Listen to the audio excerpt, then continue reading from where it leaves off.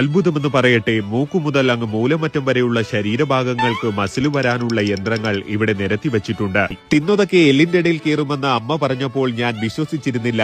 എന്നാൽ ആ പ്രതിഭാസമാണ് നിങ്ങൾ ഇപ്പോൾ കണ്ടുകൊണ്ടിരിക്കുന്നത്. ഇവിടുത്തെ എല്ലാ യന്ത്രങ്ങളിലും ശരീരത്തിന്റെ ഏതു ഭാഗത്തേക്കാണെന്നും എങ്ങനെയാണ് ഉപയോഗിക്കേണ്ടതെന്നും വളരെ കൃത്യമായി രേഖപ്പെടുത്തിയിട്ടുണ്ടാകും. ഇത്തരത്തിലുള്ള കടവാവലുകളെ നോക്കി ചെയ്യാനിരുന്നാൽ വാരിയല് ആമാശയത്തിൽ തറച്ചുകയറി ചത്തുപോകും ഗൈസ്. നാട്ടിലെ എല്ലാ കൊതിയും നുണയും ഹോൾസെയിലായി മറിച്ചടിക്കുന്ന സ്ഥലം. പോരാത്തതിന് 1 മിനിറ്റിൽ 12 തവണ വെള്ളം കൂടി. എന്റെ അറിവിൽ കുടുംബശ്രീ യൂണിറ്റുകളിൽ പോലും ഇത്രയും ചർച്ചകൾ നടന്നതായി തോന്നുന്നില്ല. മന്തി റൈസിന് മുകളിലിരിക്കുന്ന അൽഫാമിന്റെ പീസ് പോലൊരു കലാരൂപം. ഇത് ഏതു ഭാഗത്തെ മസിലിനെന്ന് മാത്രം ചോദിക്കരുത് ഗൈസ്, എനിക്കറിയില്ല.